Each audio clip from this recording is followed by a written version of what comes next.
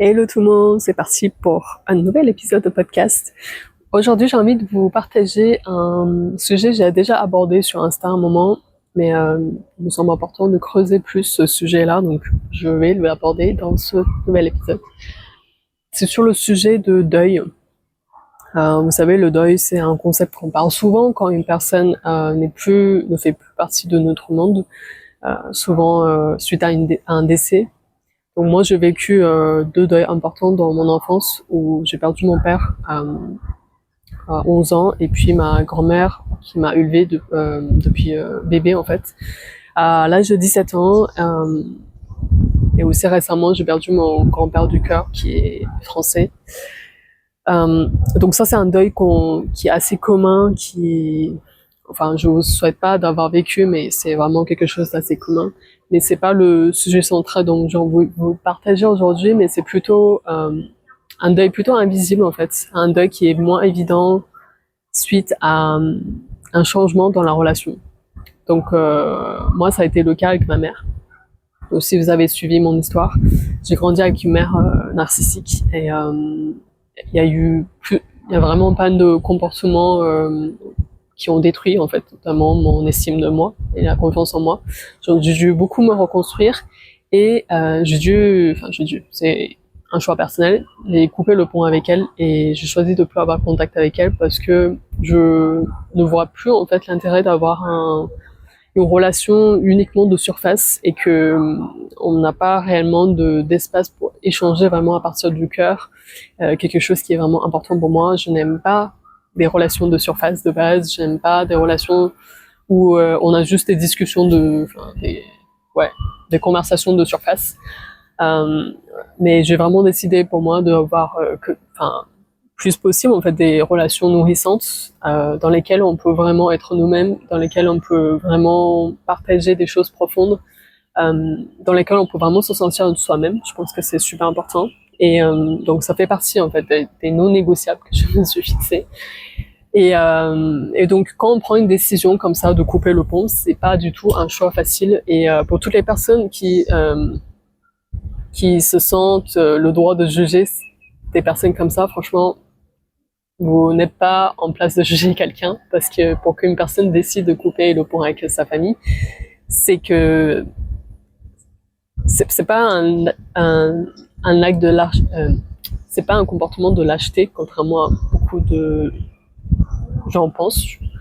Ça demande beaucoup de courage et ça montre à quel point en fait ce que cette personne a vécu est dur. Et peut-être c'est des choses qui changeront pas aussi en fait. C'est plus un acte pour moi de courage, d'accepter ce qui est la réalité et ne plus lutter qu'en fait contre quelque chose qu'on ne peut pas changer. On peut pas changer nos parents, on peut pas changer leur façon de penser, leur façon d'agir. En fait, c'est leur choix en fait.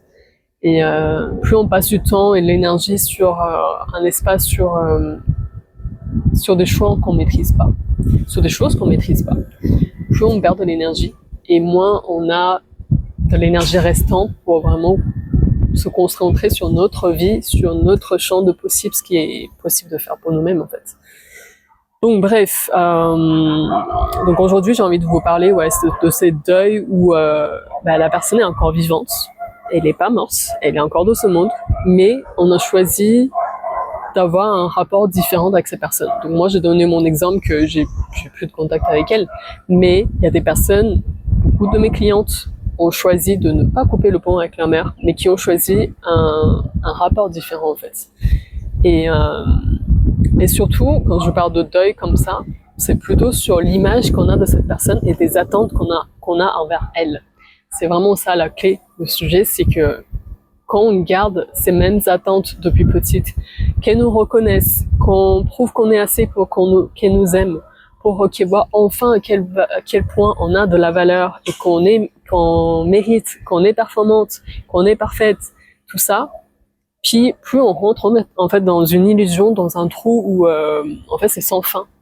Quand vous grandissez quand vous avez une mère exigeante ou un père exigeant et que et que rien ne leur semble assez en fait pour que il ou elle soit fier de vous, c'est qu'en fait il y a jamais assez réellement. Et que tant que vous attendez finalement qu'elles vous reconnaissent, qui pensent que vous êtes une fille bien, que vous êtes incroyable, que vous êtes honorable, plus vous êtes dans une posture d'attente, plus vous passez à côté de votre vie. C'est comme ça que j'observe chez mes clientes, c'est que vraiment tant qu'on n'a pas fait en fait le deuil d'une mère qu'on aimerait avoir ou d'un père qu'on aimerait avoir idéalement, et bien plus en fait on reste dans cette posture de victime et d'impuissance en fait. Plus on attend que notre parent change, moins on a le focus sur nous, qu'est-ce qu'on décide de changer. Nous, qu'est-ce qu'on décide de changer de filtre, changer de perspective à l'intérieur de nous et se nourrir en fait d'autres choses. Et c'est pour ça que dans mon accompagnement, on parle de la blessure, de la mère, tout ça. Mais surtout, on parle de comment la femme, ma cliente, a comme relation avec elle, a comme filtre sur elle, a comme image d'elle. Et aussi, bien sûr, vu qu'on parle de deuil aussi, c'est comment elle voit sa mère aujourd'hui. Quelle attente elle a envers elle. Parce que si elle attend toujours qu'elle la considère, qu'elle la reconnaisse, qu'elle la voit, qu'elle la comprenne, enfin, depuis des années, elle attend, depuis petite, elle attend. Mais ce jour n'arrivera jamais, probablement. Peut-être qu'elle arrivera, mais si c'est ça votre sujet principal et votre focus aujourd'hui, vous perdez tellement d'énergie, tellement de vitalité, tellement d'énergie sur quelque chose que vous maîtrisez pas en fait. Pour moi, le parent change éventuellement comme conséquence quand vous changez de l'intérieur. Et récemment, j'ai eu un appel avec une ancienne cliente et franchement, son feedback m'a bouleversée parce que elle m'a dit franchement maintenant elle voit le changement dans toute sa famille parce que suite à notre coaching, elle a complètement changé de posture. Elle n'est plus dans cette posture de victime où elle attend que sa mère change, que son père change, mais elle a pris ses propres responsabilités sur ce qu'elle peut changer sur elle. Et donc elle a fait le deuil de la mère qu'elle attend d'elle.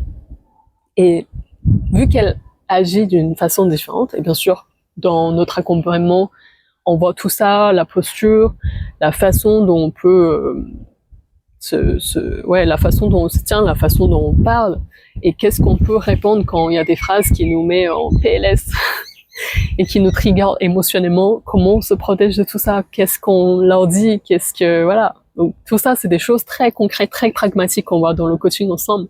Et donc aujourd'hui, elle a intégré tout ça et au début, elle avait besoin encore des petits supports, de se demander qu'est-ce que je dois lui répondre, tout ça dans cette situation. Mais aujourd'hui, elle a complètement intégré ces outils dans sa vie, ce qui fait que sa mère a changé de comportement avec elle. Mais pas parce qu'elle attendait de changer, parce qu'elle-même, elle a changé. Et du coup, son entourage est obligé de s'adapter à son changement, à sa nouvelle identité, à son nouveau standard, en fait, son nouveau niveau de conscience qu'elle a aujourd'hui. C'est obligé en fait. C'est pour ça qu'on dit que n'attendez pas en fait de changer l'extérieur, changez-vous à l'intérieur et le monde va changer, le monde extérieur va changer. Et c'est vrai dans son cas. Longtemps, elle se sentait coupable, elle se culpabilise de laisser sa mère, de couper le pont avec elle parce que son père est âgé et son père reste encore dans ce système familial où ils entretiennent encore cette relation avec sa mère. Pourtant, ça allait pas du tout à la relation avec sa mère. Et au début, elle attendait vraiment qu'elle change. Mais du coup, toute l'énergie qu'elle attend que sa mère change, elle a réinvesti, elle a pris cette énergie, elle a mis à l'intérieur d'elle, elle a changé des choses en elle, et du coup, sa mère a changé. Sa mère respecte plus ses limites. Sa mère ne se permet plus des choses qu'elle se permettait avant. Donc, elle voit en fait plus clairement les limites de sa fille et les respecte. Son père aussi, son père qui était très à l'écoute de sa mère, qui fait tout dans son sens pour pas la rendre en crise, tout ça. Mais maintenant, il voit en fait aussi que sa fille a changé et lui aussi, il change avec elle. C'est ça qui est très beau, c'est que c'est un effet vraiment ça se mutifie en fait autour d'elle. Donc c'est magnifique à voir.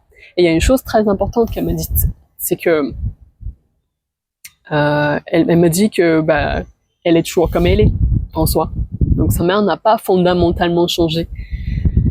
Donc elle a bien accepté ça. C'est vraiment le deuil qu'elle a fait, c'est que elle n'attend plus que sa mère agisse autrement et d'être une nouvelle personne en fait. Et pourtant leur relation a changé parce que elle a changé. Comme je dis souvent, une relation c'est minima 2 personnes. Et la dynamique de la relation se passe entre 2 personnes. Donc, mathématiquement parlant, même si je suis pas forte en maths, s'il y a une partie de l'équation qui change, l'autre partie de l'équation va forcément changer. Mais par contre, vous ne maîtrisez pas l'autre partie de l'équation. Mais par contre, ce que je peux vous garantir, c'est que si aujourd'hui vous investissez sur votre partie de l'équation, là où vous avez en fait le pouvoir d'agir réellement, plus vous optimisez la chance que l'autre côté de l'équation, ça va changer aussi. Mais par contre, si aujourd'hui votre focus c'est sur l'autre côté de la relation, c'est-à-dire l'autre personne, si vous êtes encore dans le elle a fait ça, il m'a fait ça, et du coup moi je subis ça. Là, clairement, vous avez encore le récit d'une victime. Et encore une fois, si votre focus aujourd'hui c'est sur l'autre personne et pas sur vous, vous n'avez pas compris. Mais par contre, si vous arrivez à faire le fameux deuil de ce que vous attendez de l'autre personne et que vous concentrez sur vous, et vous revoyez votre besoin, vous revoyez vos limites, qui vous êtes réellement, qu'est-ce que vous désirez dans cette vie, qu'est-ce que vous désirez comme relation, qu'est-ce qui est important pour vous, quelles sont vos valeurs, quelles sont les convictions que vous défendez, quels sont vos non négociables. En fait, tout ça, c'est hyper important et c'est ce que j'accompagne mes clientes à clarifier. Et parce qu'elles obtiennent en fait un sens, une image d'elle plus complète, plus juste et plus concrète, plus claire, elles arrivent à dégager aussi une image de femme qui est plus confiante, plus assertive. Alors, je dis aussi, souvent on n'est pas là pour reproduire des schémas, on n'est pas là pour créer en fait des relations de rapport de force, dans le sens où je dois dominer l'autre pour gagner, ou alors je suis la personne soumise dans l'histoire et que du coup voilà, je subis tout ce que mon partenaire me fait. Non, en fait, pour moi, la vraie souveraineté elle se trouve dans l'assertivité. Donc c'est vraiment ni dans la domination, l'agressivité, ni dans le côté passif où je me tais, où je subis, où voilà, je peux rien faire. Non, en fait, la vraie puissance, elle se trouve entre les deux. Et le vrai secret se trouve dans le changement de notre monde intérieur. Parce que quand ça, c'est solide, quand notre couple, quand notre estime de soi est remplie, en fait, l'autre personne est obligée de s'adapter. C'est vraiment quelque chose d'énergétique et aussi de physique quantique. En fait, quand vous changez, en fait, les autres sont obligés d'évoluer avec vous, ou alors ils vont s'éloigner de vous parce que parce que votre lumière brille trop forte et cette personne ne supporte peut-être pas votre lumière. Mais bref, je sais pas si j'ai dévié du sujet, mais en tout cas, voilà, je voulais partager ce deuil-là et c'est pas du tout facile à vivre, évidemment. Parce que quand toute notre vie on a porté notre espoir, qu'on a cru que notre parent va changer, c'est pas du jour au lendemain qu'on va laisser tomber en fait cette illusion. Mais par contre, c'est important de le voir parce que les personnes qui continuent à nourrir cette illusion vont être continuellement déçues.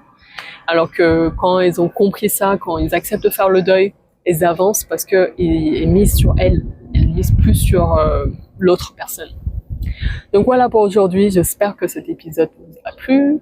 N'hésitez pas à laisser une note sur la plateforme d'écoute, vous abonner évidemment si ce n'est pas encore fait. Et puis je vous dis à la semaine prochaine. Ciao!